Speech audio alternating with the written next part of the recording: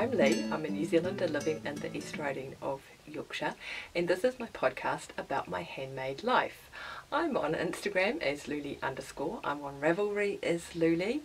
I sell knitting needle cases and notions cases on Etsy at Shoplouleigh. And you can find links to all of my online places at louleigh.com. Welcome!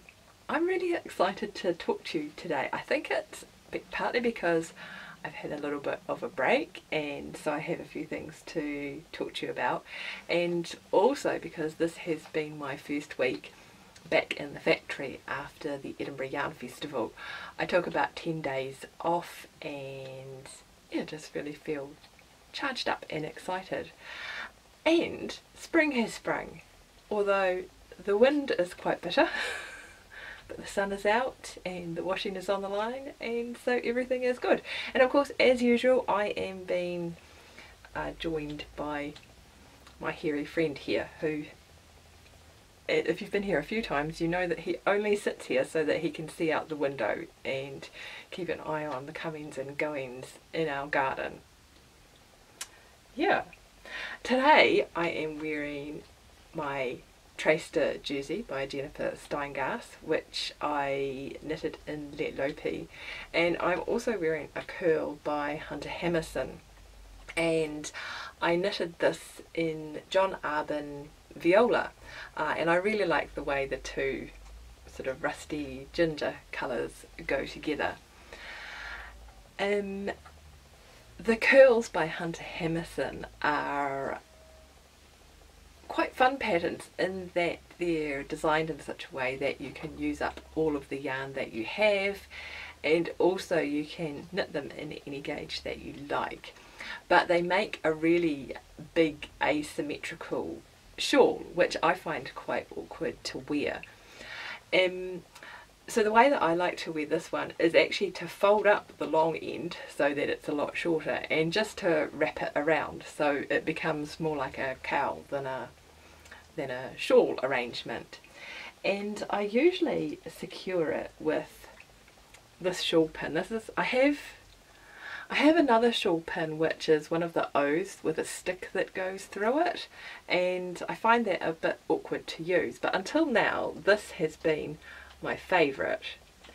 And this is made from horn, and I got it from Beyond Measure.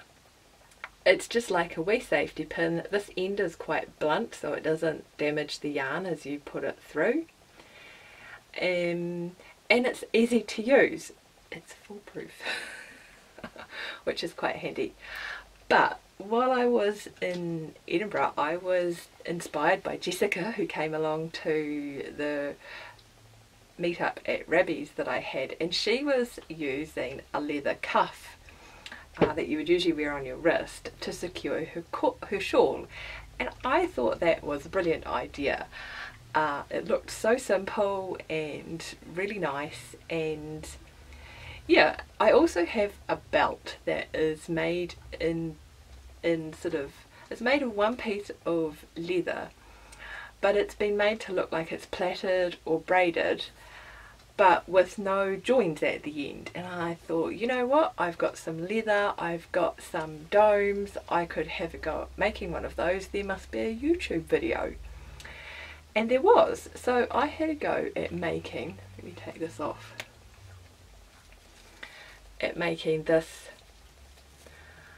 sort of, it's a bit long to be a cuff, and I didn't know how long it was gonna, it's a bit long for me to wear around my wrist. I didn't know how long it was going to come out, because obviously as you do the plaiting it makes it shorter. So yeah, and there's no joints at the end. There's a special way of doing this so that this is kept in one piece. I call these bits domes, but you might call them snaps or poppers. Yeah, and this reminds me of the woggle that my brother had for cubs and scouts when he was a boy. So I am calling this my shawl woggle, and it was really good fun to make. I'll link to the YouTube video I used, and yes, she does actually give the person who made the video does actually give a formula for determining how long your finished shawl woggle is going to be. Clearly I didn't use that, I just guessed, and I think this is the first time I've used it on this shawl, but I think it works quite well so far. We'll see how it goes as I carry on. So yeah, that was a really good fun little project. What's that end doing? Let me just pop that in there.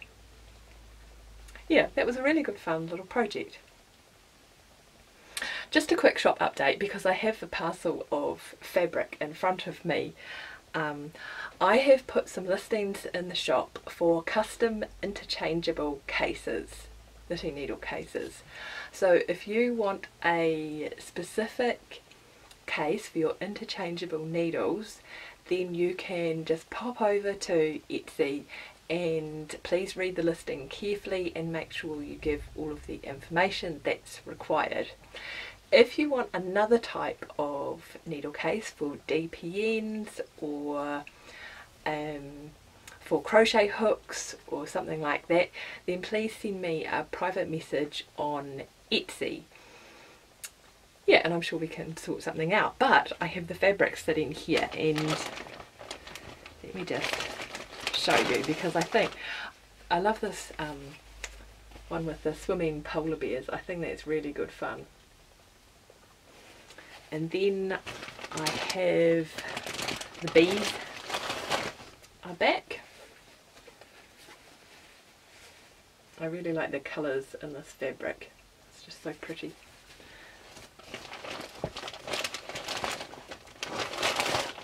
I've got a new butterfly fabric for spring. And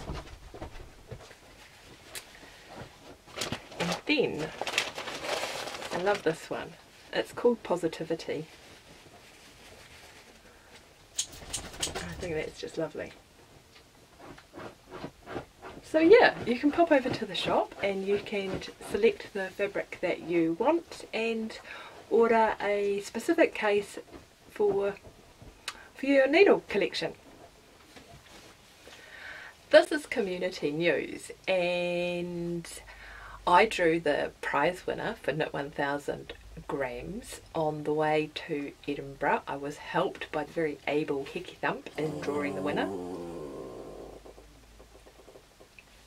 Dog noise. And the winner was Rainbow Ange, and I picked out some colours of the new John Arbon sock yarn to send to Ange, and so those have, and put together a little package of goodies to send out. So yeah, that's gone off to Ange, and thank you so much for joining in this year. I kind of feel like I've been stash diving a bit this week, and I kind of feel like I want to start Knit 1000 grams again right now. But we have some other fun things happening in the Revelry group at the moment, and so I shall leave that to the autumn again. But yeah, it's been really good fun. I think I only did make 1000 grams back in, was it February? I only just broke my own goal, but I do knit a lot of things in 4-ply and finer weight yarns, so that's okay, that's fine. We also have the magnificent, I can't even say this, the magnificent Louleigh yoke-along happening in the Ravelry group, and it's so fun to see that the projects that you've been picking out, and a lot of you are using stash yarn. Last time I talked about 2 patterns that I was thinking about doing, and I changed my mind. I saw a really nice Guthrie in Edinburgh, and despite the fact that I already have an all-over colourwork cardigan on the go, I decided that I wanted to start a new one. Yeah, so the Guthrie jersey is by Caitlin Hunter, and I've decided to make an oversized cardigan version. And I was looking at yarn at the festival, and in the end I dropped into Ginger Twist Studio. Jess had kept the shop open this year as well as having a booth at the festival, and I love going to her shop. So, and it was just round it was just around the corner from where we were staying, so it was so handy. And I fell in love with this colour. So this is the Ginger Twist Studio Sheepish DK. It's British Blueface Leicester. Yeah. So I'm going to use that for the main colour, and then I got this West Yorkshire Spinners Blueface Leicester in the ecru colour to do the fancy bits, and I'm itching to cast this on. I think I need to finish, I need to meet a milestone, so I need to finish some socks, or I need to finish Markley, and then I'm going to use a sleeve as a swatch. It's knitted top down, and I've decided to, but there's a gap. When you, by a gap I mean there's some plain rows between the bottom of the yoke where you split for the arms and the body and arm sections, so there's a few rows of plain knitting. So I'm going to knit the sleeves separately, as I did for Carbeth and as I did for Traister, and then I'll graft them on afterwards, because that works really well for me. Then the sleeves become travel knitting, and it's just a lot more fun, and it makes it easier to use a sleeve as a swatch. So yeah, it's just works better for me all round, but I'm really excited to cast that on. If you're thinking about knitting a yoke, then please come over and join us in the Ravelry group. It doesn't have to be a colourwork yoke. You could do something with a lace construction, and you can drag out a whip as long as you haven't finished the fancy section yet. And it would be really fun to see what you're doing over in the Ravelry group. Finally, I have opened sign-ups for quarter 2 of the Advent mini skein swap, and it gives me great joy that so many of you have put down your shipping requirements and sort of like the different things that people like to specify on different lines and in capital letters. That just makes it really easy for me to see what people want really simply and to match people up. So I am very grateful that you take that little effort just to make my life that little bit easier. Yeah, but quarter 2 sign-ups are open. If you want to join in, then please come over and join us. You don't need to be saving up mini skeins for an advent calendar. You can just come along and swap 6 10-gram mini skeins.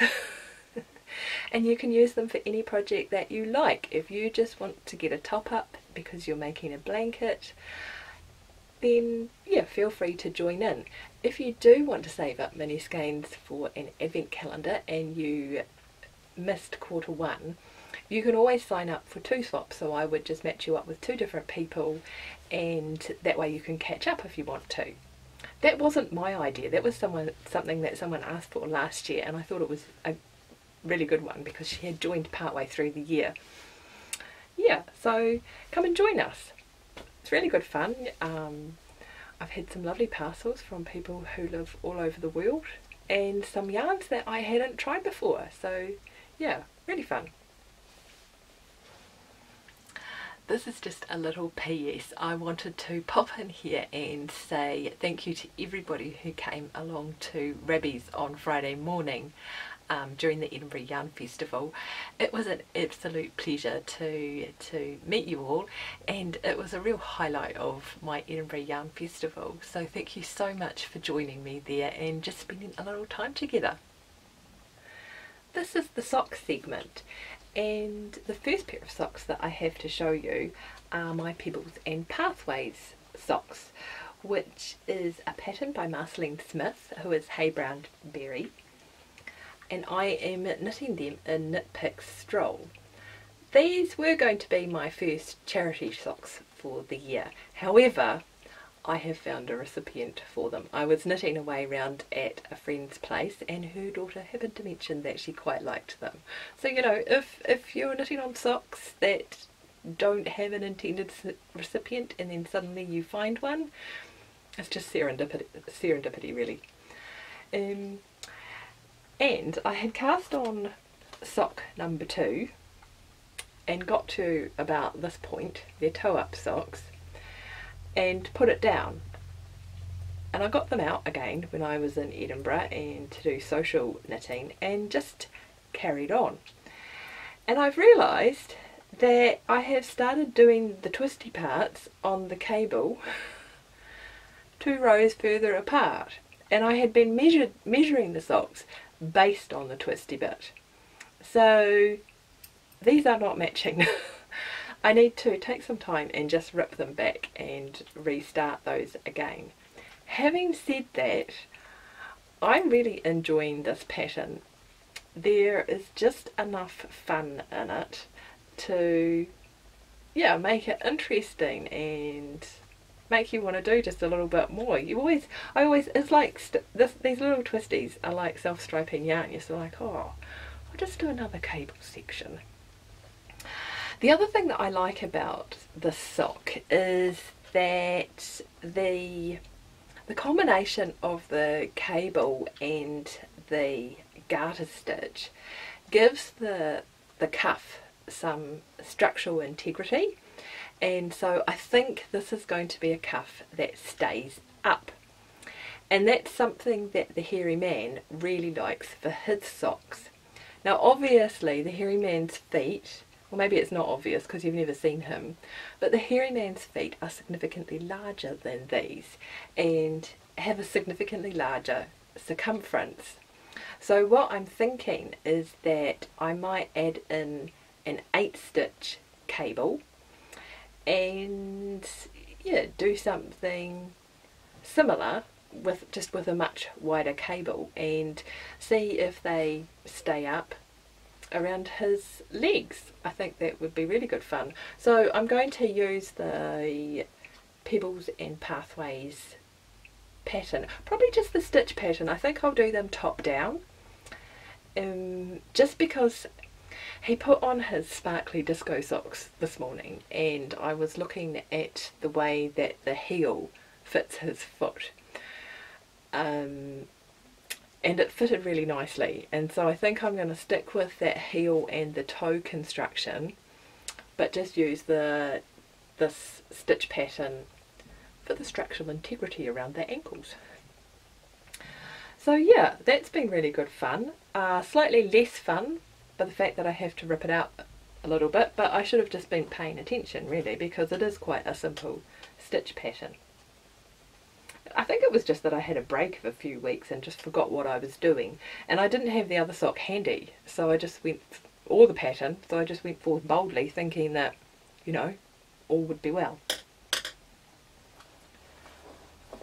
I'm also really excited about a sock that I've started knitting for my next sock pattern collection. I'm not going to show you the fancy bit, it's probably not going to be out for quite some time, but I'm really excited about the yarn.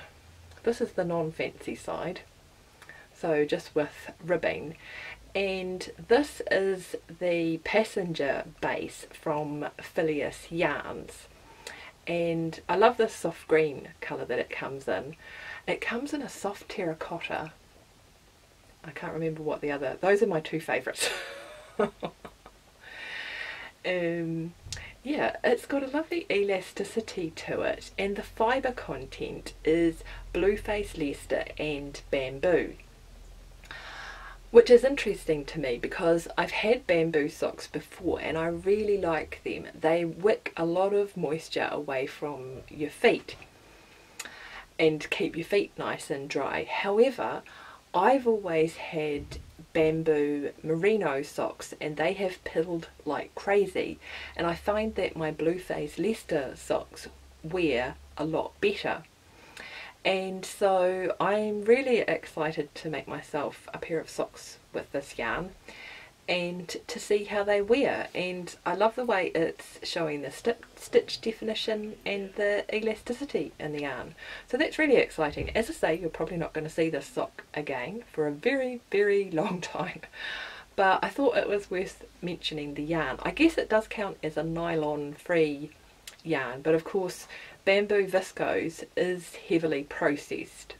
I suppose bamboo is a more sustainable product than petrol oil. that's used for nylon, and it should be compostable, but yeah, still on the heavily processed side. But that's good fun. I'm really enjoying knitting those actually, and just trying out. I'm trying out some stitch patterns on this side and just see how they work in with the ribbing. I've been interrupted by the hairy man. He didn't realise I was recording. He is absolutely adamant that he never wants to appear on the podcast, and so I have cut him out. Anyway, so the last pair of socks that I've been knitting on is a pattern that came out in Molly Makes magazine last year, and I am going to be re-releasing it in May. It's my ankle socks with pinstripes pattern. And I was sent a lovely sock set by Kelly from Louleigh Family Yarns, which was inspired by peonies. This is called Peony Blush, and the yarn is beautiful. It really is this really soft pink colour. And she sent me, that's focusing in the wrong place I think. So there's the yarn. Oh, this way please. Oh. She sent me 2 mini skeins with it, one in this really lovely soft green, and then also a pink one. And I asked you guys on Instagram yesterday which one I should use, and you all were quite, well, the majority of you said pink, so that is what I have started with. So I'm knitting myself a new sample. I had to send off my sample to Molly Makes, and I was never that keen on the colours. So I'm knitting up a new sample of my lovely spring ankle socks with pinstripes pattern. It was designed to be a beginner friendly pattern. So yeah, really good fun, and that will be coming out next month, or when I finish the samples. This is the sewing segment.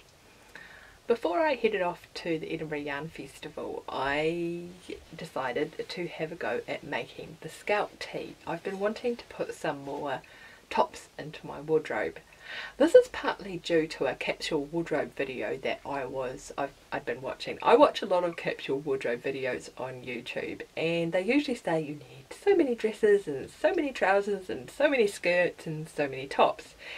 And I guess I don't actively go out and buy stuff, but I do I like to rotate my wardrobe, so I put away winter stuff when it's too cold to wear it, so I don't see it until when it's too warm to wear it, so I don't see it until next winter, which makes it a little more exciting because it's not been hanging up in my wardrobe all that time. Yeah, so I do like to try and rotate things and to put together things that will go together. And I had always been wondering why I use this term quite loosely, why my capsule wardrobe wasn't working. Anyway, so I was watching this video, and the first thing they said was, you need to work out how often you do your washing. Because if you only do washing once a week, like me, you need at least 7 outfits. So if I have 5 tops and 2 of them I can only wear to the allotment, that's not going to work. And now that I've seen it, it seems really obvious that that's not going to work. But anyway, so I have determined that I needed some new tops for my wardrobe. And I decided to try out the Scout tee, which is a really popular pattern that has been around a long time from Grainline Studio. And I was inspired by the Great British Sewing Bee to reclaim some fabrics and from second-hand garments, and to make sort of a wearable toile from these fabrics. So I went downtown and I bought a couple of second-hand men's shirts, because the quality of the cotton in men's shirts, even cheap like George brand Asda ones, is usually pretty good. There's a structure to it, which makes it quite easy to handle and to sew. And I had great fun. I really enjoyed my reclamation challenge. So I used 2 shirts, and I used this blue one. This is the front, and I used a check shirt as well, and I'm really pleased with the way that this came out. So this is the front, and this is the back, and I've used the button placket there, yeah, and made some bias binding, and I have quite a lot of this shirt left over, so I could use it for trims on other things as well, which is quite exciting. Yeah, I've worn this a few times now because I'm really pleased with it. However, there are a few lessons that I learnt from making it. The first is that I could really do with bust darts, and if you've watched my podcast for a while, you know that I quite often add bust darts and bust shaping to patterns. A lot of commercial patterns only go up, well, they're designed for a B cup, and I am a D cup, so clearly that's not really going to fit me.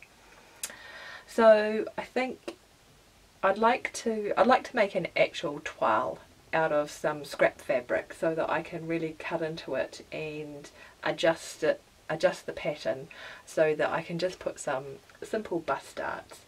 At the moment what happens is the front is pulling forward, and so the side seam sits forward at an angle, and it means that the back doesn't sit nicely either.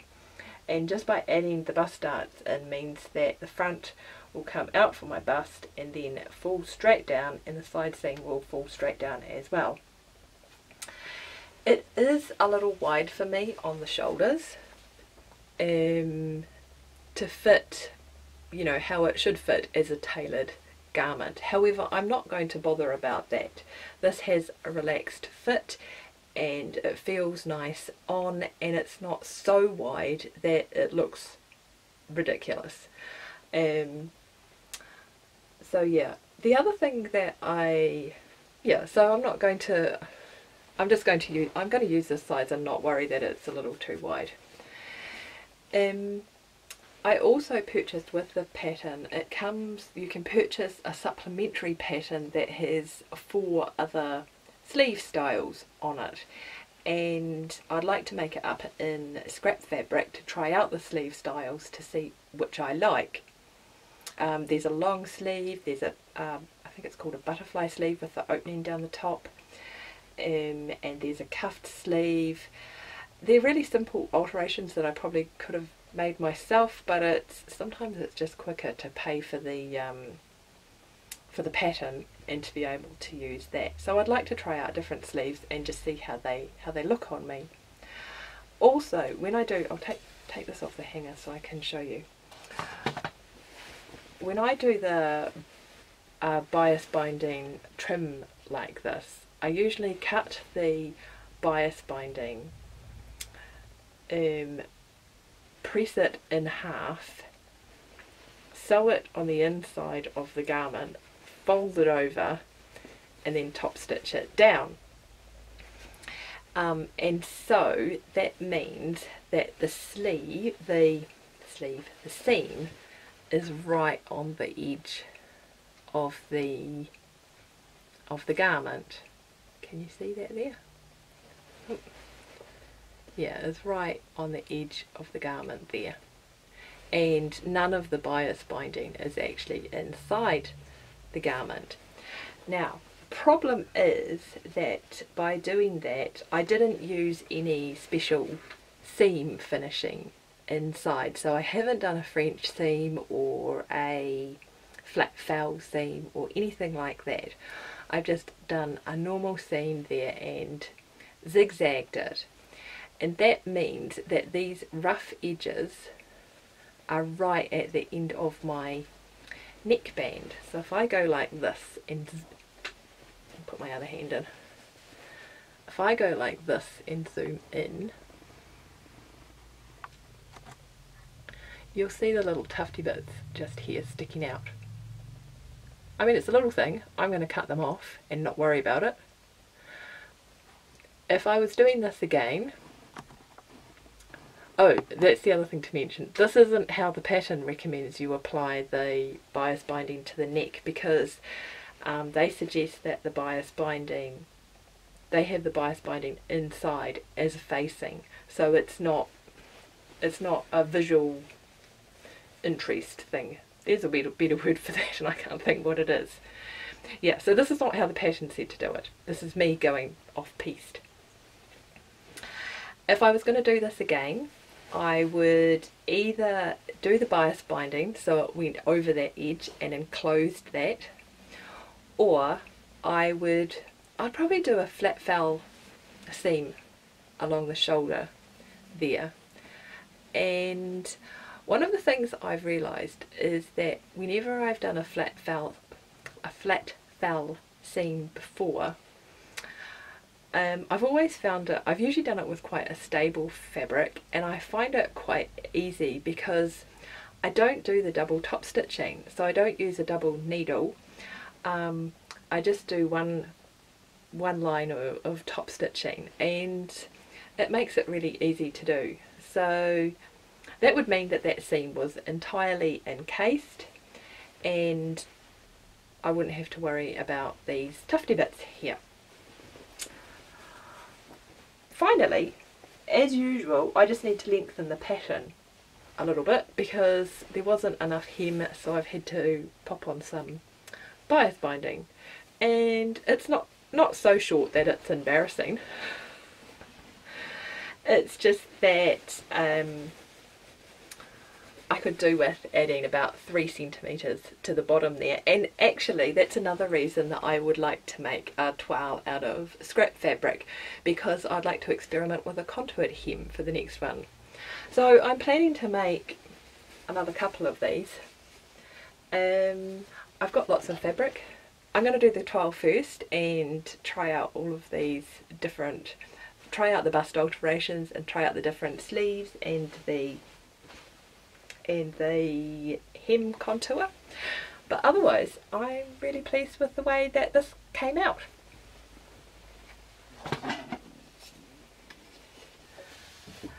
So that's all from me for this week. I think my focus for the next week will be Markley. I haven't brought that out to do a welfare check with you because I've done the torso and I'm up to the sleeves now. So I think I shall bring it back next time when I have a little bit more progress to show on that.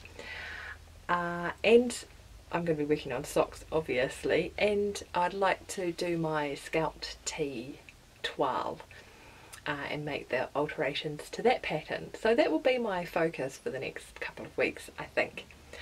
It has been so nice to sit down and have a chat with you and share some time. I hope you'll come and join us in the Ravelry group. Give me a thumbs up if you enjoyed yourself and subscribe below. Cheerio.